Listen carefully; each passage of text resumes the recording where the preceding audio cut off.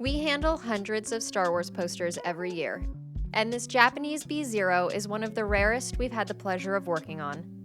This is an ultra-rare Japanese B0 Ekabari billboard poster, produced for the film's first Japanese theatrical release campaign in 1978. The poster has some acid discoloration, foxing, and a large tear down the center at the top. In order to treat these various types of issues, we are going to start with cleaning and linen backing the poster. Linen backing will stabilize the paper, mend the tear at the top, and create a flat surface so our restoration artists can work their magic. Washing the poster with filtered water and a mild detergent will relax the paper fibers and remove any impurities. Some acid discoloration is also removed during this process. We take a moment to make sure the paper fibers are properly lined up along the tear before we proceed.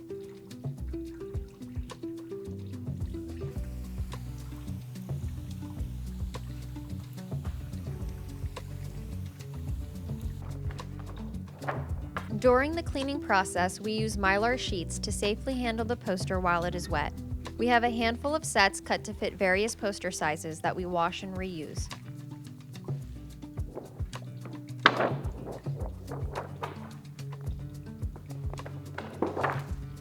This piece features the celebrated Japan-only illustrated key art credited to the elusive artist Sato. While Sato is widely recognized by collectors, reliable biographical information remains scarce. Sato is also associated with striking Japanese poster artwork for titles like Conan the Barbarian and The Last Dragon, among others.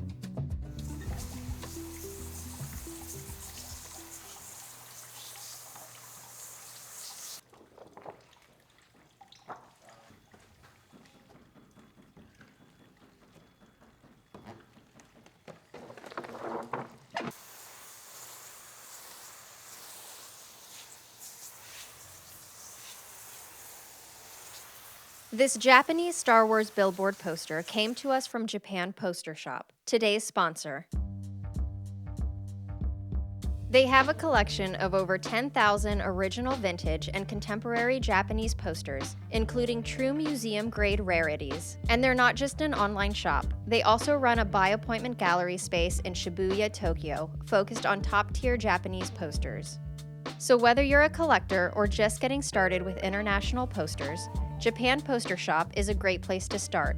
You'll find a link in the description and use code 4thCone at checkout for 20% off store-wide. Next, we added a controlled bleaching agent to address acid discoloration throughout the piece. Acid causes paper fibers to weaken and discolor over time, so reducing it helps preserve the structure of the paper while also improving the vibrancy of the inks.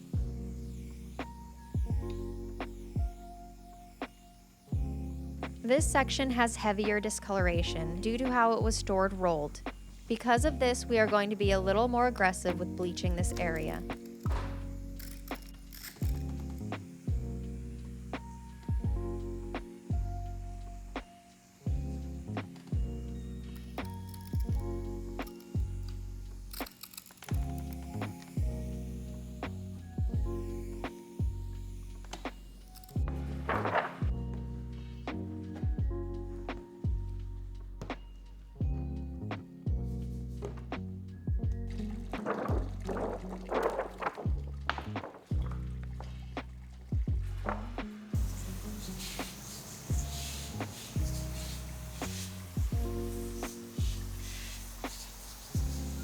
These giant sheets were made for temporary public display, so surviving originals are significantly more rare than standard B2 posters, especially for a title as heavily collected as Star Wars.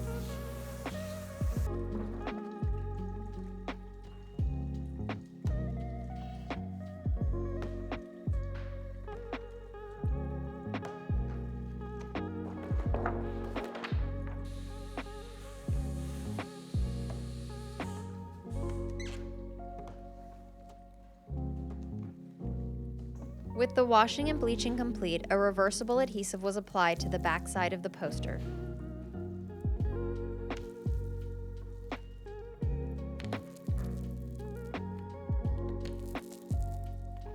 The piece was then mounted to a stretch canvas frame lined with acid-free barrier paper.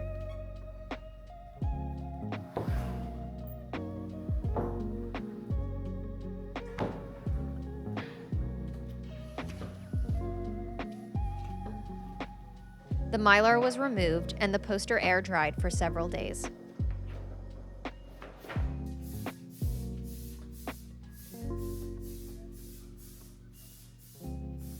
After drying, we began preparing the poster for restoration by taping off the border.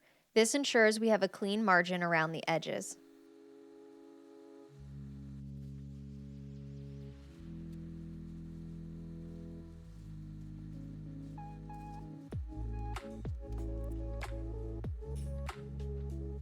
We then trace larger missing sections in the poster where patches will be needed.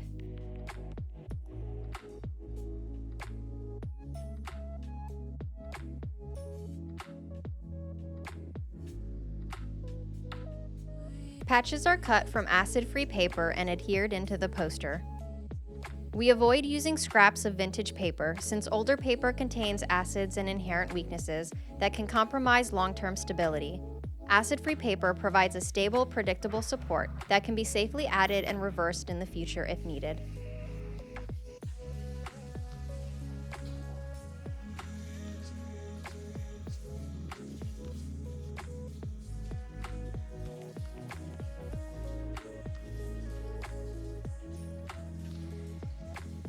Star Wars was released 1 year later in Japan, with advanced screenings on June 24, 1978, followed by nationwide release on July 1st.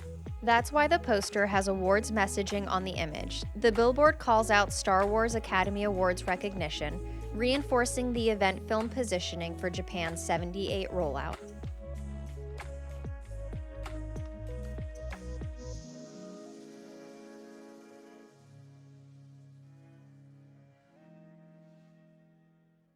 Once the patches have dried, excess paper was removed using a modified palette knife.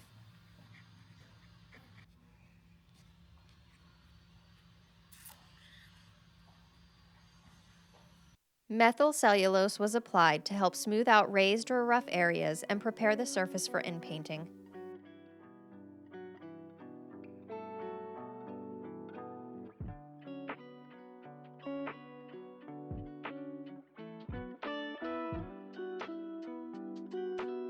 A Teflon burnisher and heat were then used to press those raised sections flat.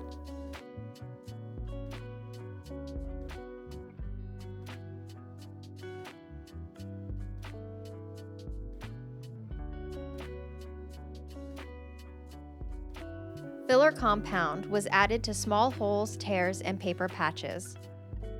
The filler is tinted with dry powder pigments, which allows us to use less paint.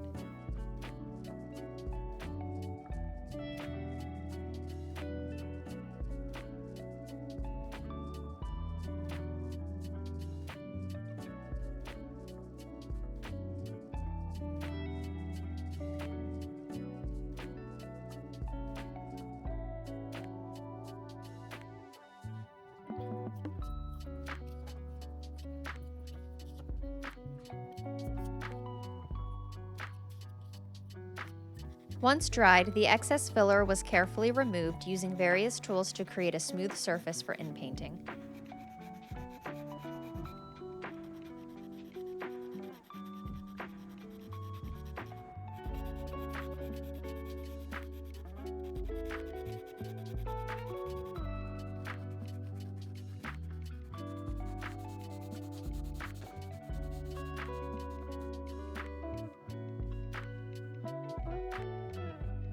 We then masked the main image before proceeding with the border restoration.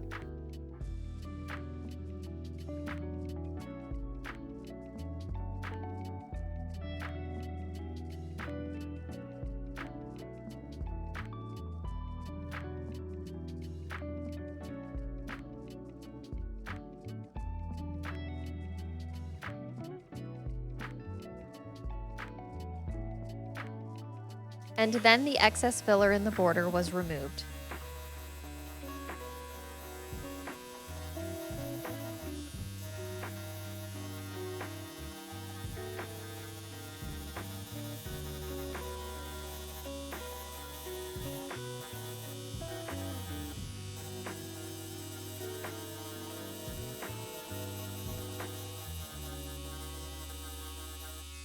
With the surface smooth, inpainting is performed using a combination of water-based paints and colored pencils.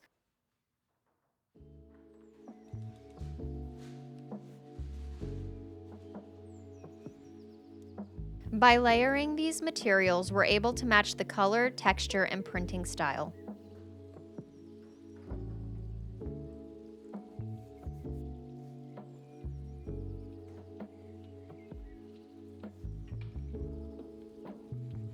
This layering can also include airbrushing, where a fine misted application allows for a more seamless result. Because the pigments and materials we use are archival and reversible, future professionals will be able to safely undo or adjust our work if necessary. With the border complete, we removed the mask and repeated the same steps through the tear in the main image.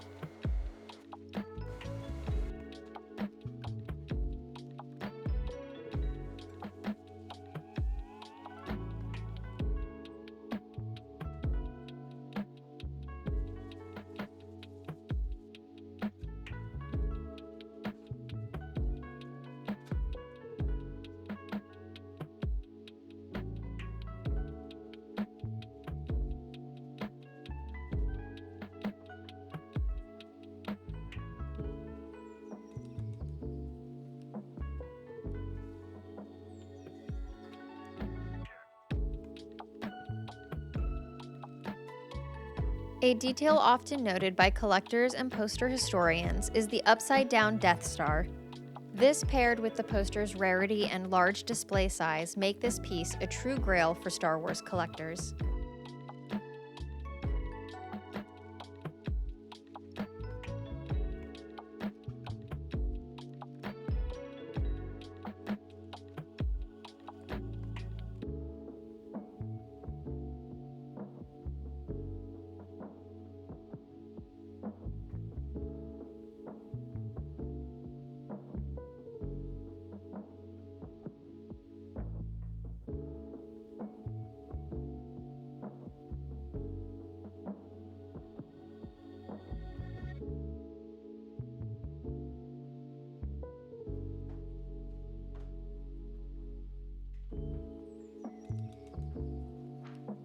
Spot airbrushing helped minimize differences in the finish, allowing the restored area to blend more seamlessly with the rest of the poster.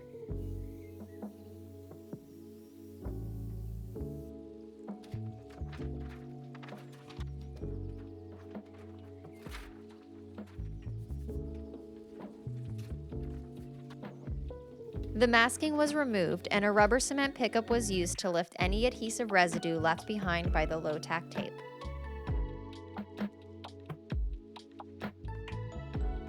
After some finishing touches, the border tape was removed.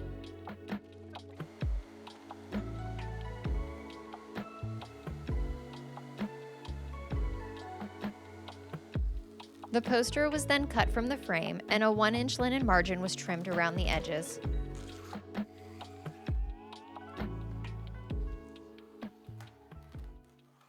When speaking with Max, the owner of Japan Poster Shop, he mentioned that this is the first time he has ever seen this billboard format in Japan, and he doubts he'll encounter another example anytime soon.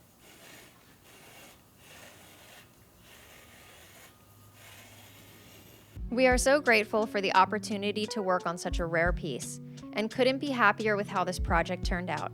Shannon, one of our very talented artists, did an amazing job restoring this poster.